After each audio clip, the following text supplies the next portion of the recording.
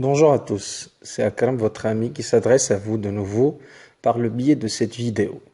Aujourd'hui, je vous propose les astuces auxquelles on peut faire appel pour gérer une question épineuse ou communément qualifiée de piège dans les entretiens d'embauche, à savoir quels sont vos défauts et vos qualités.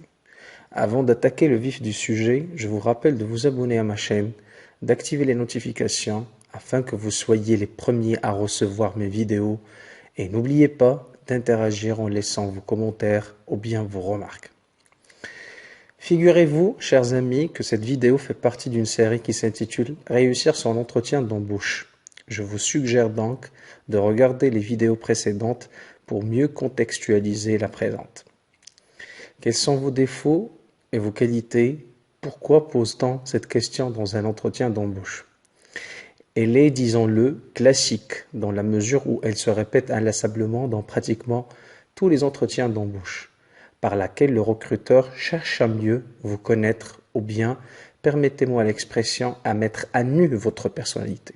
Autrement dit, il tente à évaluer le profil du candidat en fonction des exigences du poste à pourvoir. En plus, l'idée de base derrière la question est de vérifier la crédibilité du postulant, qui est une condition sine qua non pour toute relation de confiance. Comment y répondre? Pour la question qui porte sur vos défauts, en partant de l'adage qui stipule que personne n'est parfait, il faut, du coup, admettre que tout le monde a au moins un défaut. Dire donc que je n'en ai pas un, ou bien proposer une réponse bateau, ne serait qu'une aberration qui mettra en péril votre tentative d'impressionner le recruteur.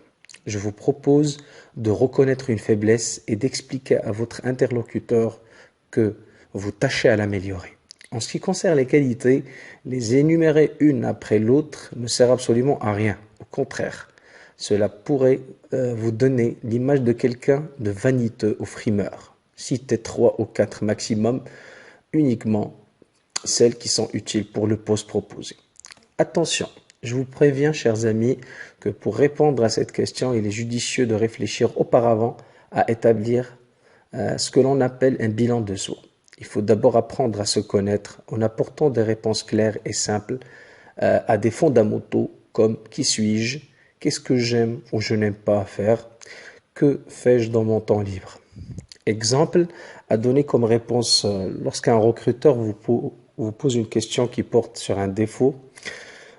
J'avais des difficultés en matière de langue étrangère qui m'empêchaient de parler aisément avec les autres. Mais depuis que je me suis inscrit dans un centre de langue, je me suis amélioré énormément.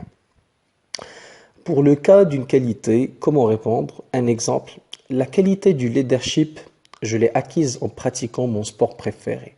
Comme je suis capitaine d'une équipe de foot, j'ai appris comment motiver mes coéquipiers et les amener à ce que l'on trouve les bonnes solutions au moment opportun. Sur ce, on se quitte dans l'espoir de vous retrouver incessamment dans une prochaine vidéo. Au revoir.